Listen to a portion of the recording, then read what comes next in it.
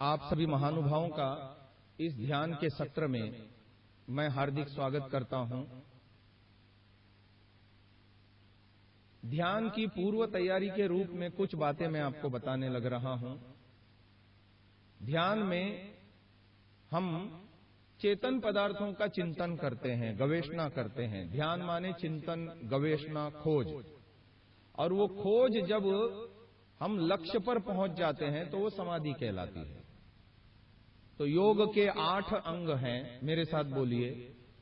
यम, नियम, आसन, प्राणायाम, प्रत्याहार, प्रणा, ध्यान, समाधि।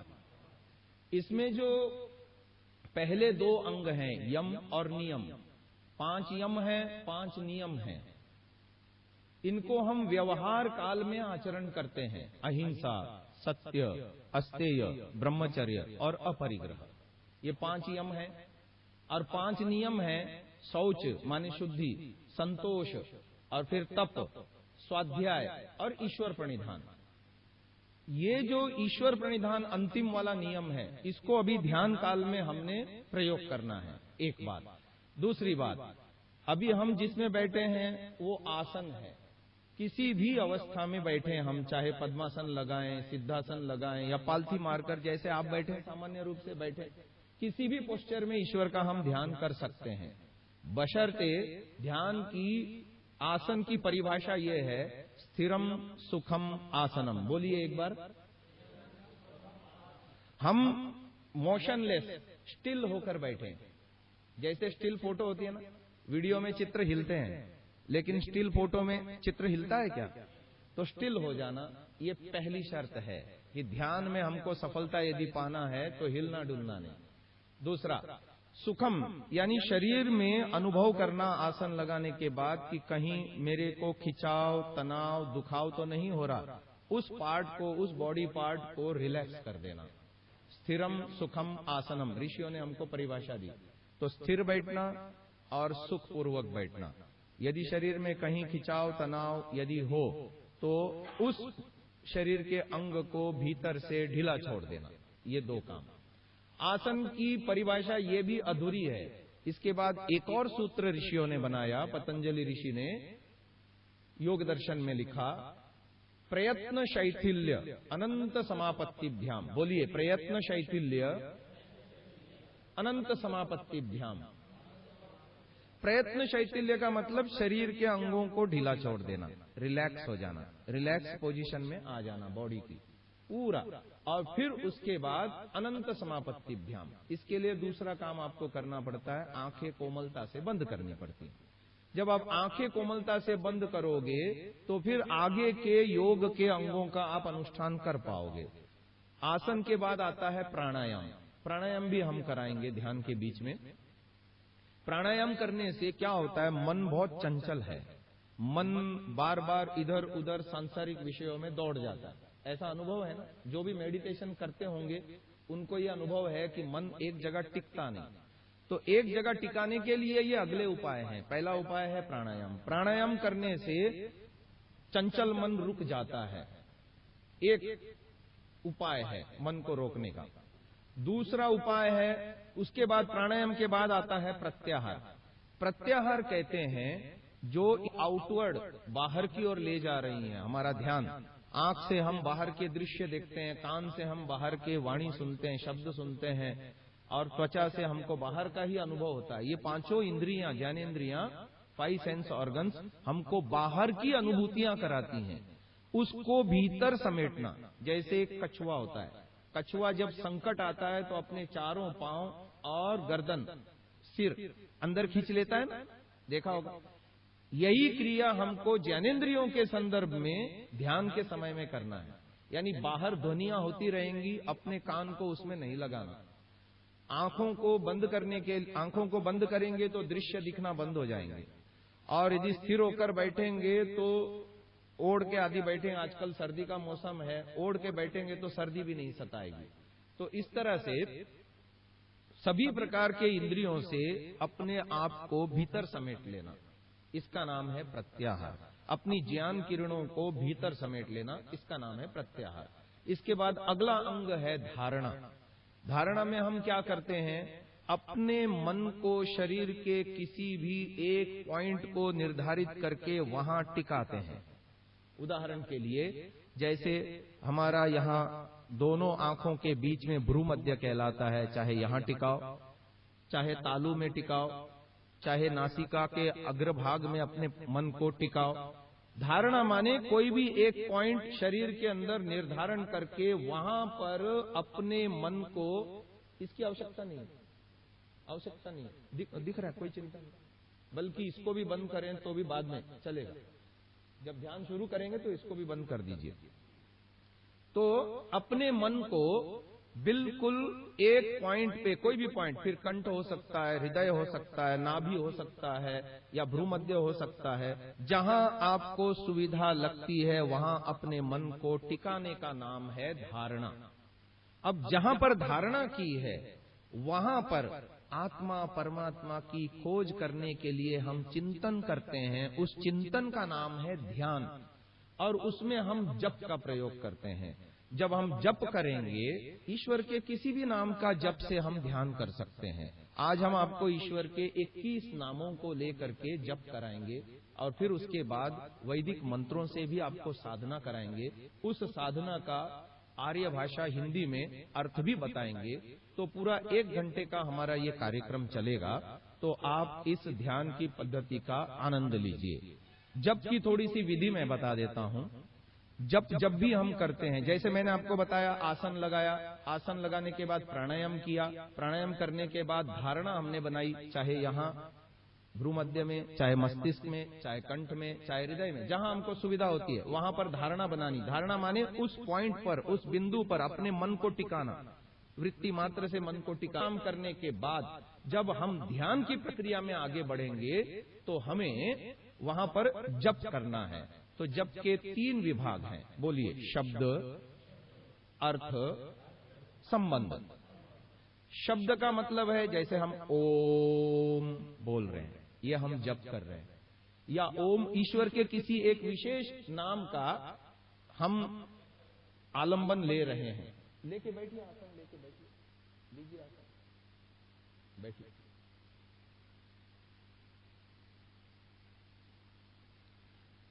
जैसे हमने ओम बोला तो हमको उस ओम का अर्थ पता होना चाहिए।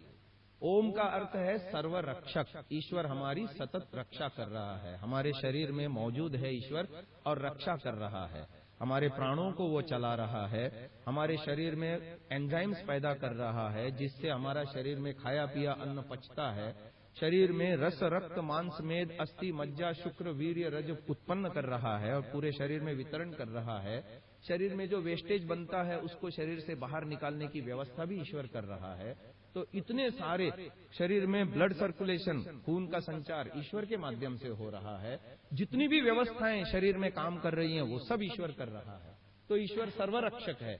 ओम हमने शब्द का उच्चारण किया, उसके साथ सर्वरक्षक ये अर्थ ईश्वर का हमने चिंतन करना शुरू किया, और अंदर बाहर ईश्वर जो व्यापक है उस ईश्वर के साथ अपना संबंध जोड़ लिया। ये 3 काम जब पूरे होते हैं तो हमारा जप होता है। और ये जब निर्विघ्न होता है, यानी बाहर का कोई विचार, अंदर का कोई विचार, मित्र साथियों का विचार, खाने पीने का विचार, घूमने फिरने का विचार, आज की दिनचर्या में आप जो करने वाले हैं उसका विचार बीच में आए नहीं, और लगातार आप ईश्वर के ध्यान में मग्न हो जाएं, ये मग्न हो जाने का नाम समाधि है। ये जितना बिना व्यवधान के होगा उतना उतना आपका ध्यान गहरा होता चला जाएगा। तो ये मैंने आपको थोड़ी सी ध्यान की प्रैक्टिकल विधि बता दी। अब हम ध्यान करते हैं। तो आप लोग आसन में स्थित हो जाइए। उस दरवाजे को पूरा ऐसा खोल दीजिए, खोल दीजिए। आइए यहां स्थान ग्रहण कीजिए, इस तरफ।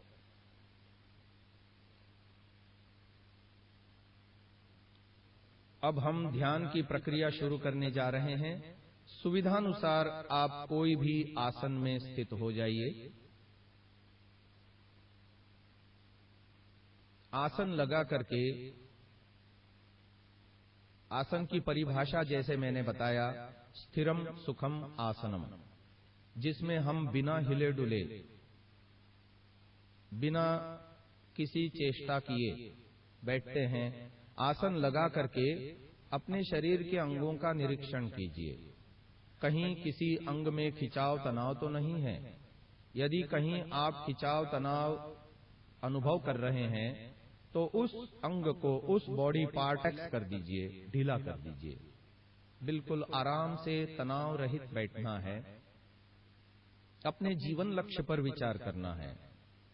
मेरे जीवन का मुख्य लक्ष्य सच्चित आनंद ईश्वर को प्राप्त होना है, क्योंकि ईश्वर को प्राप्त करने से ही मैं अपने जीवन की पूर्ण सार्थकता को कर सकता हूं। जैसे करोड़ों ऋषि मुनियों ने समाधि लगा करके अपने क्लेशों को, अविद्या आदि क्लेशों को नाश करके अपने जीवन के तीनों प्रकार के दुख, आधिदैविक, आधिभौतिक, आध्यात्मिक दुखों से मुक्ति पाई और इस संसार सागर के जन्म मरण दुख बंधन से मुक्ति पाई, ऐसे ही मैं भी पा सकता हूं। और इसी प्रयोजन के लिए ध्यान की विधि सीखने के लिए आसन लगा करके इस समय मैं बैठा हूं। अब मेरे साथ बोलिए, हे प्रभु, थोड़े से काल के लिए आपकी उपासना, आपकी स्तुति, आपकी प्रार्थना करने के लिए मैं आसन लगाकर बैठा हूं। आज की उपासना में अपने मन को स्थिर करके, अपने विचारों को, सांसारिक विचारों को रोक करके आपके साथ मैं जुड़ पाऊं, आपका आनंद, आपके दिव्य गुणों को अपने जीवन में धारण कर पाऊं, ऐसी कृपा कीजिए। अब सुनेंगे एक भजन के माध्यम से हम ईश्वर प्रणिधान को सिद्ध करने की कोशिश करेंगे। मैं भजन बोलता हूं, आप उसे अनुकरण करें।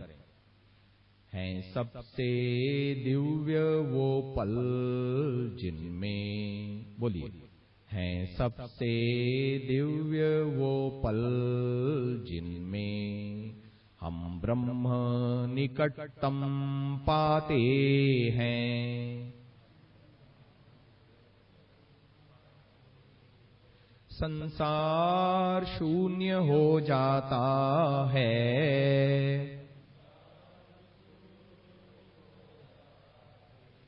हम भी तो अमिट हो जाते हैं।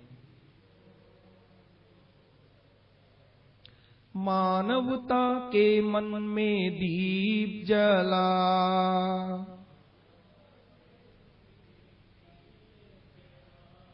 जग रोशन करना काम भला।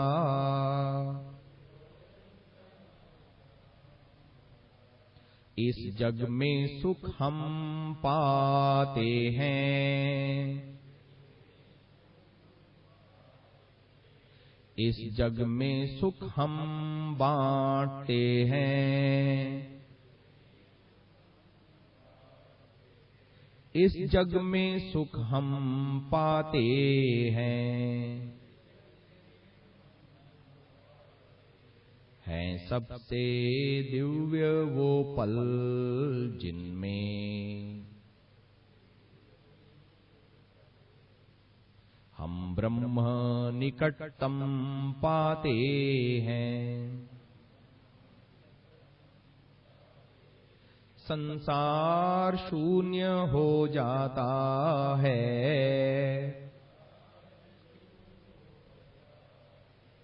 हम भी तो अमिट हो जाते हैं। जो सूत्र जगत का जानता है, वो ब्रह्म यहीं पहचानता है। ब्रह्ममय हो गए मानव जो,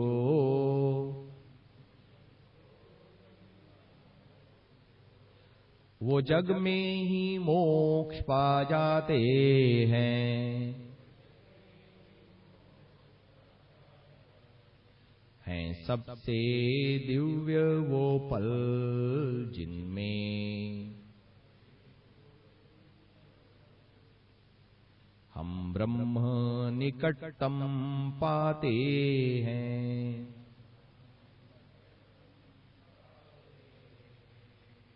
अब कृपया सुनेंगे, में अनुकरण न करें। हे प्रभुदेव, आप अनादि काल से मेरे अंदर हो। मैं और आप अनादि काल से साथ साथ जुड़े हुए हैं। कभी हम एक दूसरे से अलग नहीं हुए। आप ही मेरे लिए सृष्टि की रचना करते हो। आपने ही मुझे ये शरीर बना करके दिया। इस शरीर में व्यापक होकर के आप ही सतत मेरी रक्षा कर रहे हो, पालन कर रहे हो। निरंतर मेरे हृदय में, मेरी आत्मा में मुझे प्रेरित करते हो अच्छे कामों के प्रति, और बुरे कामों के प्रति भय, लज्जा, शंका उत्पन्न करके मुझे आप बचाते हो बुराइयों से। हे प्रभुदेव, यद्यपि मैं आपको भूला सा रहता हूं दिन भर, लेकिन इस समय आपका ध्यान करना चाहता हूं।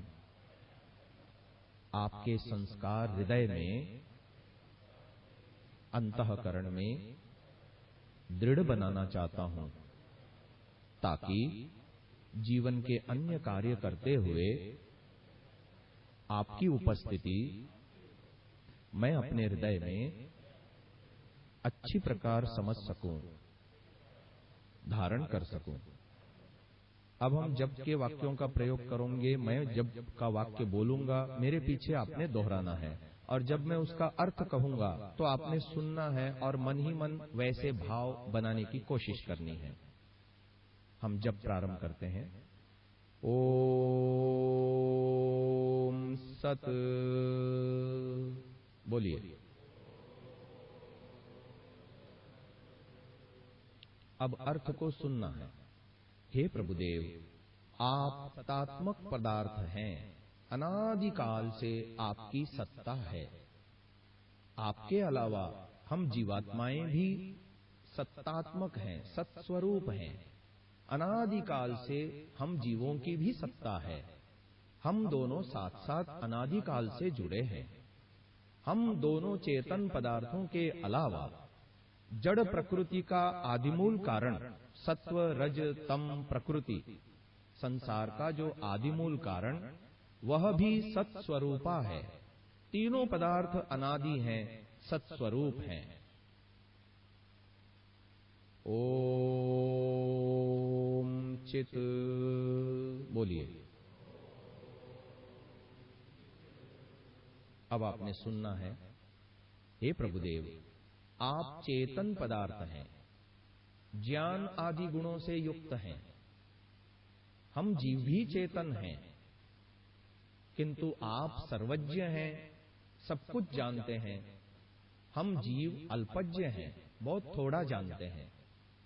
ये संसार चित नहीं है, चेतन नहीं है, अर्थात जड़ है, ज्ञान शून्य है।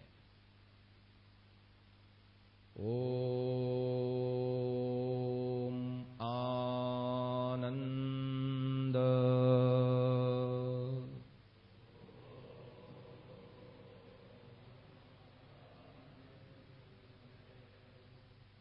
हे प्रभुदेव, आप आनंद स्वरूप हैं, आनंद के प्रदाता हैं। सुपात्र होने पर ही आपका आनंद हमें मिल सकता है। हमें भी सुपात्र बनाइए, जिससे आपका आनंद हमें सतत मिलता रहे, दिन भर मिलता रहे। ओम निराकार निराकार।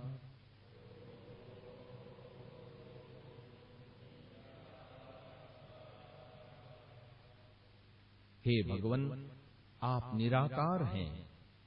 आपकी कोई आकृति, रंग, रूप, मूर्ति, शक्ल नहीं होती।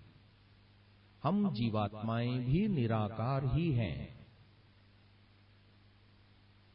आप सर्वव्यापक निराकार हैं। हम जीव एक देशी अणु स्वरूप बिंदु मात्र निराकार हैं। ये संसार और सांसारिक पदार्थ साकार हैं। जो मन, बुद्धि, इंद्रियां, शरीर हमने धारण किया है, ये भी साकार है, स्थान घेरने वाले पदार्थ हैं। आप परमात्मा और हम जीवात्मा दोनों ही निराकार हैं। ओम सर्वशक्तिमान।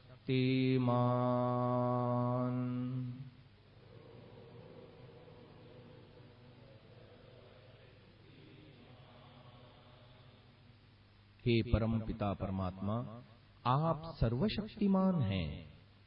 आपके बड़े बड़े कार्य हैं। सृष्टि को रचना, सृष्टि को पालन करना, सृष्टि का विनाश करना, हम जीवों के कर्मों को देखना, सुनना, जानना, हिसाब रखना और उन कर्मों का फल देना।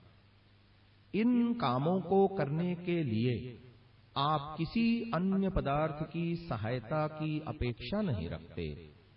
अपने ज्ञान में अनंत सामर्थ्य से ये सारे कार्य पूर्ण करते हैं। हम जीव अल्पशक्तिमान हैं।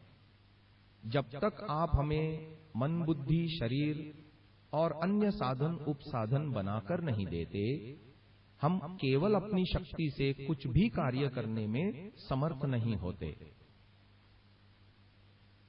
ओम न्यायकारी।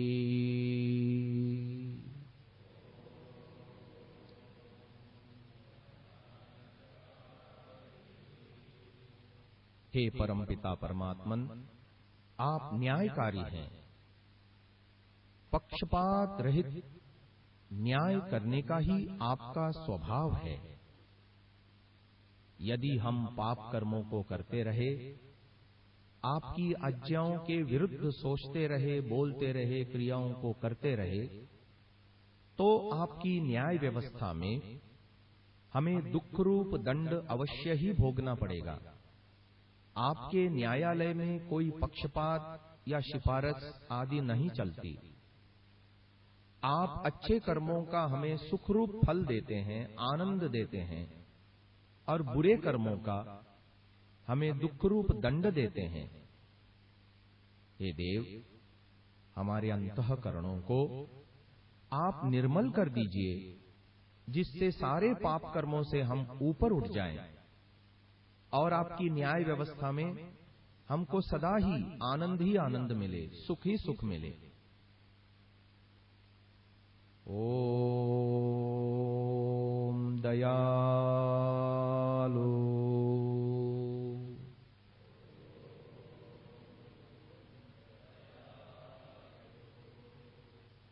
हे भगवन, आप परम दयालु हैं।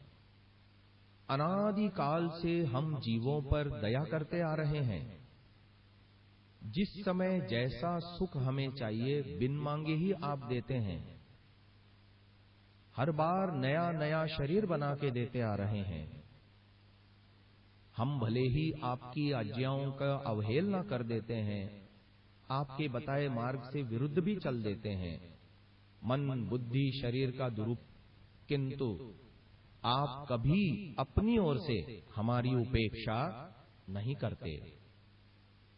सतत हमारा कल्याण ही चाहते हैं, सतत हमारा कल्याण ही करते हैं। ऐसे आप परम दयालु हैं। ओम अजन्मा।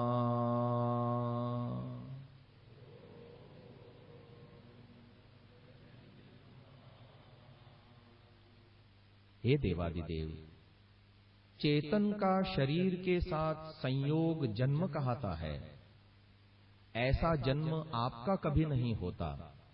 आप कभी शरीर धारण नहीं करते, क्योंकि आप सर्वव्यापक को शरीर की मर्यादाओं में कैद भी तो नहीं किया जा सकता।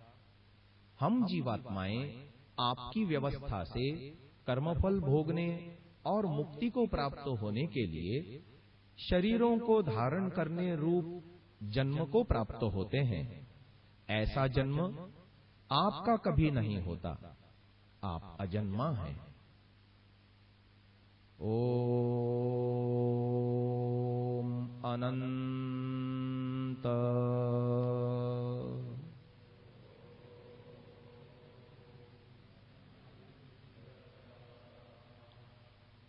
हे भगवान, आप अनंत हैं, अर्थात कहीं कोई आपकी सीमाएं मर्यादाएं नहीं हैं।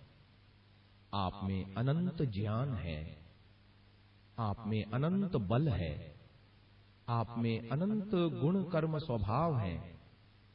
इस सृष्टि को रचने का, धारण करने का, पालन करने का, हम जीवों को कर्मफल देने का आपका सामर्थ्य अनंत है।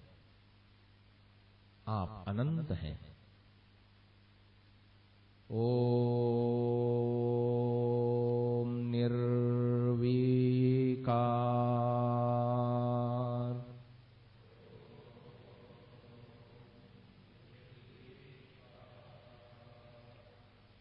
हे भगवान, आप निर्विकार हैं।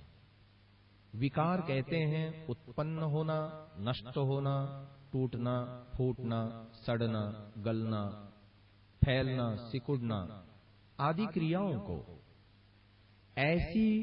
ऐसे विकार आप में नहीं होते। आपके अलावा हम जीवात्माएं भी स्वरूप से निर्विकार ही हैं।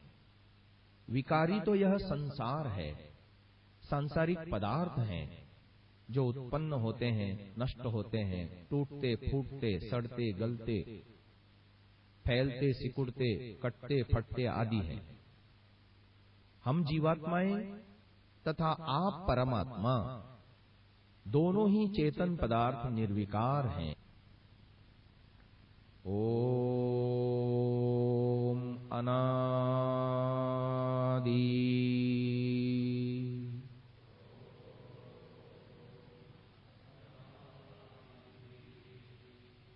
हे भगवान, आप अनादि हैं।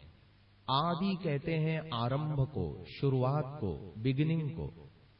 आपकी कोई शुरुआत, आरंभ नहीं है। आप स्वयंभू सदा से हैं। आपके साथ जुड़े हुए हम जीवात्माएं भी अनादि हैं, सदा से हैं।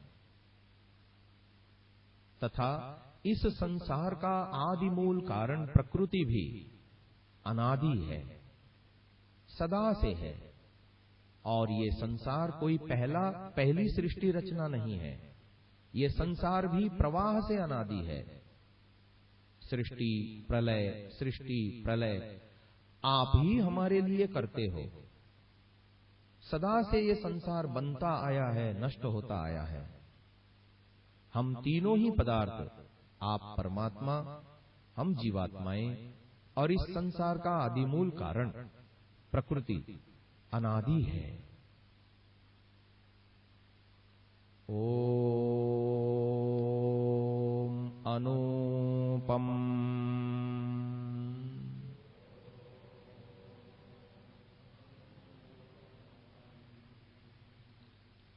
हे परमपिता परमात्मा, आप अनुपम हैं। आपके जैसा दूसरा कोई नहीं। आप अपने जैसे अकेले हैं, अद्वितीय हैं।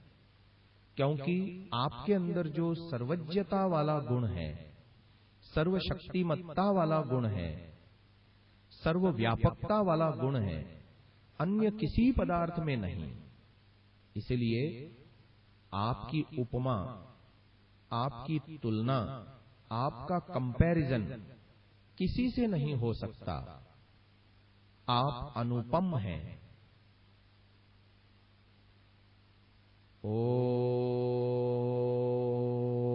सर्वाधार।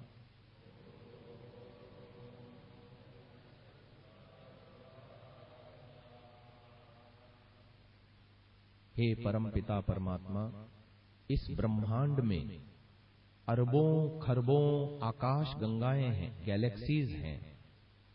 उन एक एक आकाश गंगा निहारिका गैलेक्सी में अरबों खरबों सौर मंडल हैं। फिर उनका ग्रह उपग्रह आदि सौर परिवार हैं।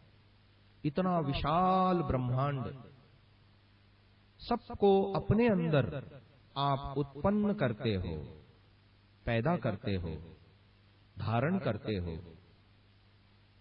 इसलिए इस सृष्टि के आप ही आधार हैं। और हम जीवों को भी शरीर आदि देते हो, हमारे कर्म फलों को भुगाते हो, सब कुछ आप हमें ऐश्वर्य रूप में देते हो। इसलिए हम जीवों के भी आप ही आधार हैं। आप सर्वाधार हैं। ओम सर्वेश्वर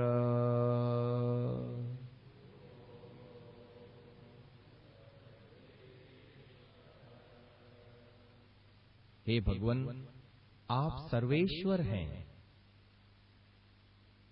अर्थात इस पूरे ब्रह्मांड के आप ही अकेले स्वामी हैं।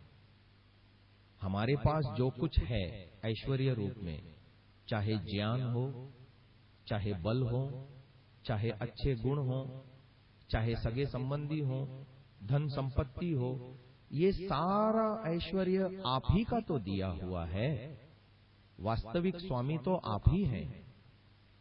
हम तो केवल प्रयोग मात्र के अधिकारी हैं।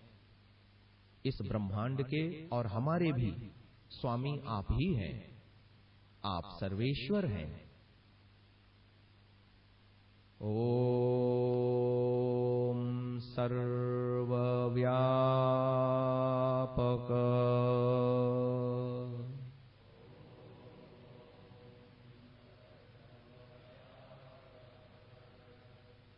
हे भगवन, दूर से दूर तक, निकट से निकटतम सभी जगह आप ओतप्रोत भरे हुए हैं। कोई ऐसी जगह खाली नहीं बची जहां आपका अस्तित्व न हो। मैं अपने मन के घोड़े चाहे जितने दूर दौड़ाऊं, पहले से आप वहां मौजूद हो। आप सर्वव्यापक हो। ओम सर्वांतर्यामी।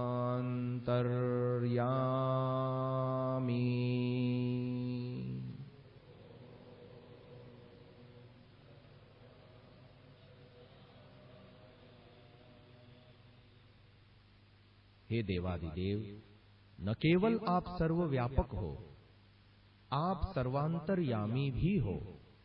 अर्थात प्रत्येक वस्तु के भीतर से भीतर भी आप समाये हुए हो। हरेक स्थूल से लेके सूक्ष्म वस्तु तक अंदर से अंदर आप मौजूद हो। अति सूक्ष्म अणु परमाणुओं में भी आप हो। मेरे शरीर के भीतर आप हो, मेरे प्राणों में आप हो, मेरे इंद्रियों में आप हो, मेरे मन बुद्धि आदि सूक्ष्म पदार्थों में, अंतःकरण में भी आप अंतर्यामी रूप से मौजूद हो। मुझ आत्मा में आप विराजमान हो। सतत हमें भीतर से देख सुन जान रहे हो। आपसे छुपकर, आपसे बचकर मन में भी हम कोई विचार नहीं सकते, क्योंकि अंतर्यामी रूप से आप हमारे साक्षी हो, दृष्टा हो। ओम अजर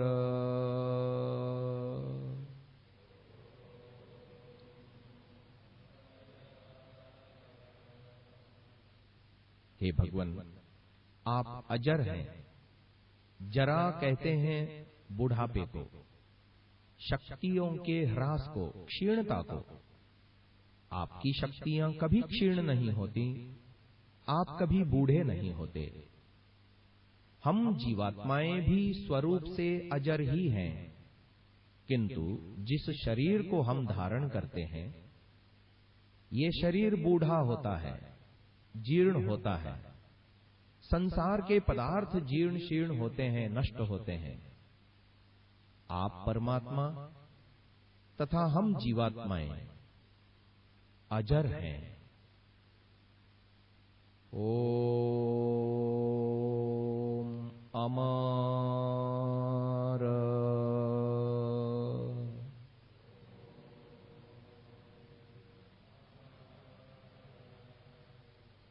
हे भगवान, आप अमर हैं।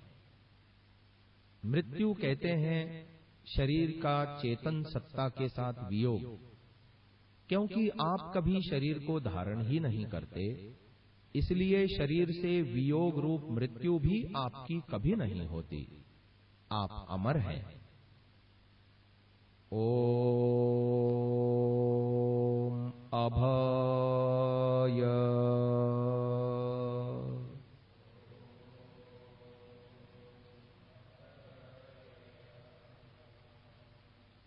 हे भगवान, आप अभय हैं। भय वहां होता है जहां अधर्म होता है, अज्ञान होता है, पक्षपात होता है, अन्याय होता है। आप कभी अज्ञान को प्राप्त नहीं होते, आप कभी अधर्म नहीं करते, आप कभी असत्याचरण नहीं करते, इसलिए आप पूर्ण रूप से निर्भय हैं। जितने जितने अंशों में हम ज्ञानी बनते जाते हैं, आपकी सहायता से धर्मयुक्त आचरण करते हैं, सत्यवादी, सत्यमानी, सत्यकारी बनते हैं, पक्षपात रहित न्याय करने वाले बनते हैं, उतने उतने अंशों में आपकी कृपा से हम भी निर्भय हो सकते हैं। हे प्रभुदेव, अपने जैसा हमें भी निर्भय बनाइए। ओम नित्य।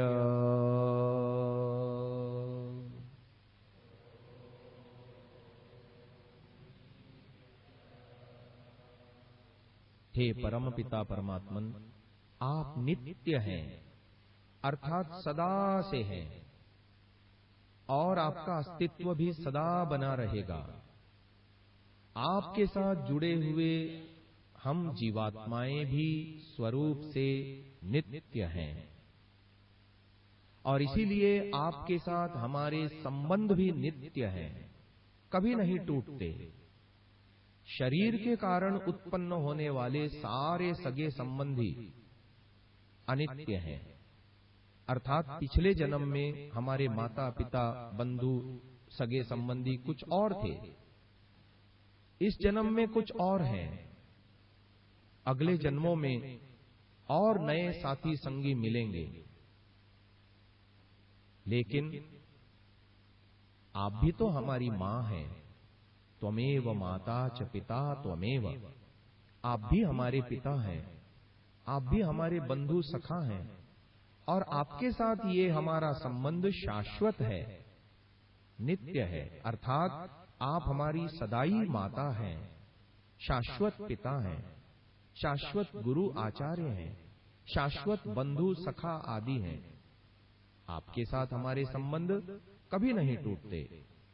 संसार और सांसारिक संबंध अनित्य है, टूटने वाले हैं। जब तक सांस की डोर चल रही है, ये संबंध है। सांस की डोर टूटते ही, शरीर छोड़ते ही, सांसारिक संबंध सारे छूट जाएंगे, लेकिन तब भी आपके साथ हमारा संबंध बना रहेगा। हे प्रभु, आप नित्य हैं, हम जीव भी आपके साथ नित्यता से जुड़े हैं। ओम पवित्र।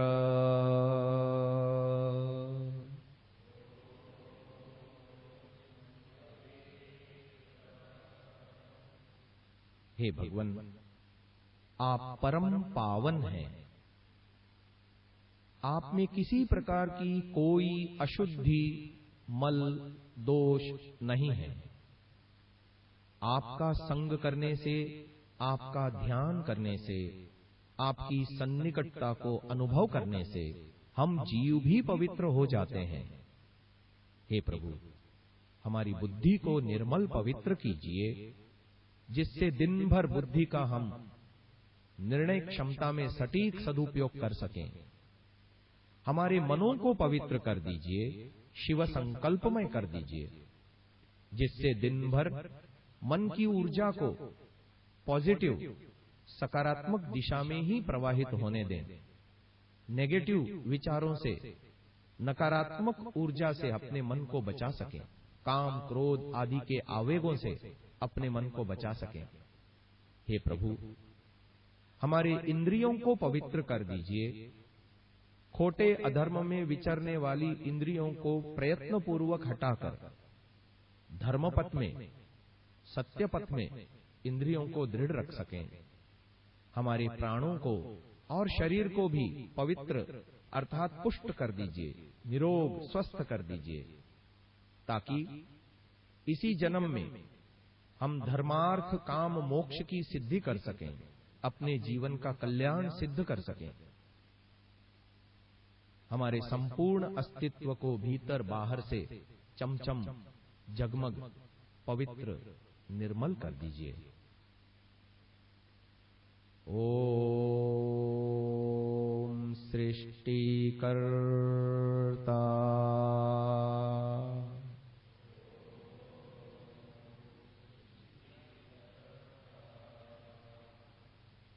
हे परमपिता परमात्मन, यह सृष्टि आप रचते हैं।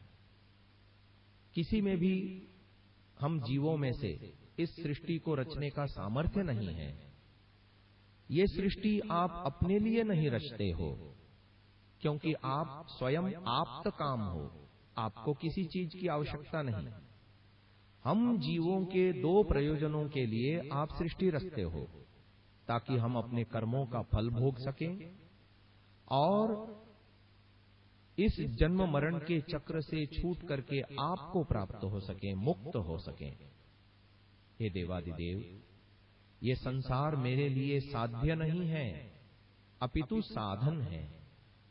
संसार रूपी साधन को प्राप्त करके मुझे आपको प्राप्त होना है, आपको जानना है, क्योंकि आपको जानने से ही मेरे जीवन के सारे दुख मिट जाएंगे। ये जन्म मरण रूपी संसार दुख सागर से मैं तर जाऊंगा और मुक्ति को प्राप्त हो सकूंगा। मेरी बुद्धि में जो मलिनता है, रजोगुण तमोगुण के कारण जड़ता है, अज्ञान है, उसे आप दूर कीजिए।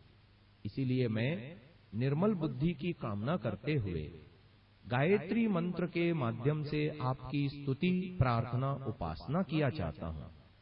मेरे साथ मिलकर के गायत्री मंत्र बोलेंगे। ओम भू, मिल के बोलेंगे। ओम भूर्भुवः स्वः तत्सवितुर्वरेण्यं भर्गो देवस्य धीमहि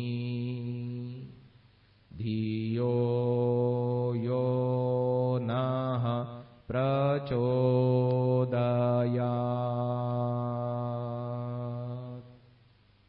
अब सुनेंगे। ओम, हे परमपिता परमात्मन, यह आपका मुख्य और निज नाम है। अ, उ, म 3 वर्णों से ओम शब्द बना है। अकार से आपके स्थूल जगत संबंधी, भूलोक संबंधी विराट, अग्नि, विश्व आदि नाम सिद्ध होते हैं। उकार से अंतरिक्ष लोक संबंधी आपके हिरण्यगर्भ, वायु, तेजस आदि नाम सिद्ध होते हैं। तथा मकार से हे प्रभुदेव आपके द्युलोक संबंधी ईश्वर, आदित्य, प्राज्ञ आदि नामों की सिद्धि होती है। हे भगवन, बहु प्रकार के जगत को प्रकाशित करने वाले आप विराट हैं। बड़े बड़े सूर्य आदि पिंडों को अपने गर्भ में उत्पन्न करके धारण पालन आदि करने से आप हिरण्यगर्भ हैं। बलवानों में अति बलवान, हम सब जीवों के अंतर्यामी, पालक, पोषक, प्रेरक आप वायु हैं। ज्ञान रूपी प्रकाश से सदा ही प्रकाशित और सकल जगत के प्रकाशक आप तेजस हैं। हे देवादिदेव, सकल जगत के अकेले स्वामी आप ईश्वर हैं। कभी आपका विनाश नहीं होता, ऐसे अविनाशी आप आदित्य हैं। आपको कभी भ्रांति नहीं होती, पूर्ण ज्ञान के, प्रकृष्ट ज्ञान के स्वामी आप प्राज्ञ हैं। भूः आप प्राणों के भी प्राण हैं, हमारे जीवन के आधार हैं। भुवः आप स्वयं दुखों से रहित हैं, हमें भी सब प्रकार के दुखों से छुड़ाते हैं। स्वः आप आनंद स्वरूप हैं और आनंद के प्रदाता हैं। हे सविता देव, आपने ही सारे संसार को उत्पन्न किया। हमें सब प्रकार का ऐश्वर्य आपने प्रदान किया। सूर्य आदि को आप ही प्रकाशित कर रहे हैं। वरेण्यम आप अतिश्रेष्ठ हैं, इसलिए वर्ण करने योग्य हैं। भर्गः आप अविद्या आदि क्लेशों के नाशक हैं। देवस्य आप अत्यंत पवित्र स्वरूप हैं। ऐसे आपके दिव्य तेज का हम सब ध्यान करते हैं। आपको अपने हृदय में, अपनी आत्मा में धारण करते हैं।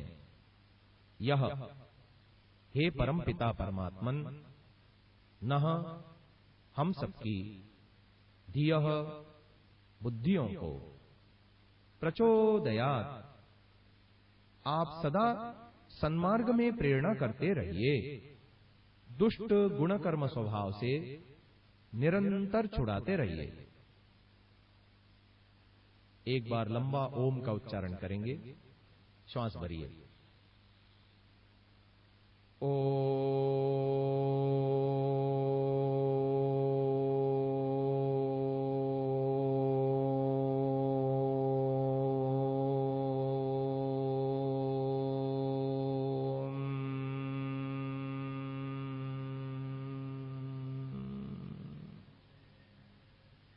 एक बार फिर से श्वास भरिए।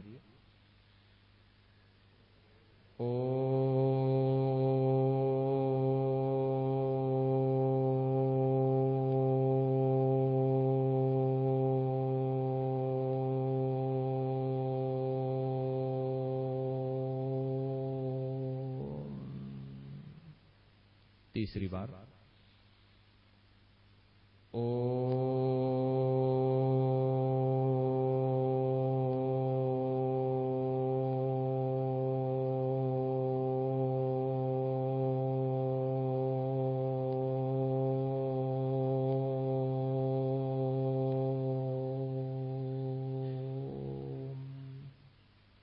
आंखें बंद रखते हुए हाथ जोड़िए।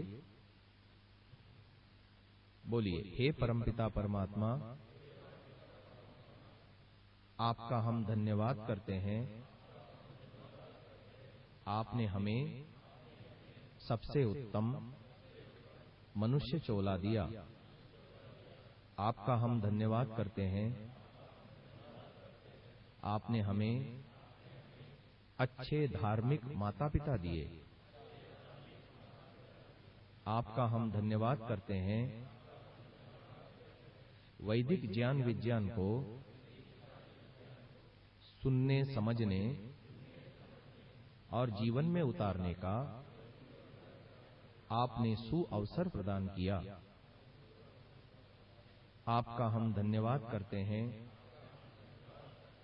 आपकी कृपा से आज की उपासना निर्विघ्न रूप से हम करा पाए।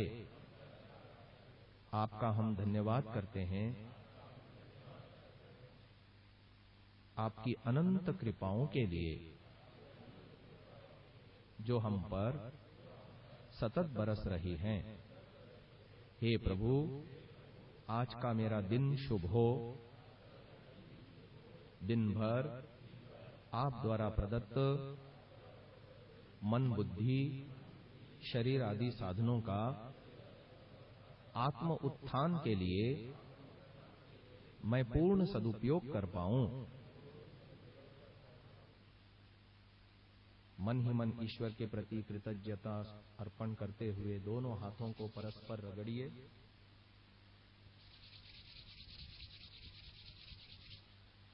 आंखों पर रखिए। बिना हाथ हटाए धीरे धीरे आंखों को भीतर ही भीतर खोलिए। प्रकाश को आंखों में आने दीजिए। धीरे धीरे हाथों को हटाएं।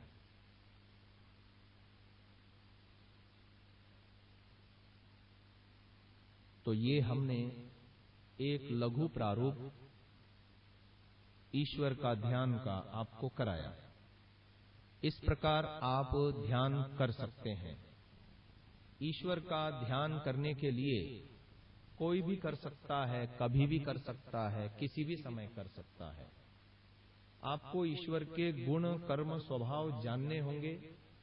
आत्मा के गुण, कर्म, स्वभाव जानने होंगे। संसार का स्वरूप जानना होगा। हमने तीनों का चिंतन करते हुए आज आपको ध्यान कराया है। ऐसा आप ध्यान कर सकते हैं। इसके अलावा अन्य और वेद मंत्र भी हैं।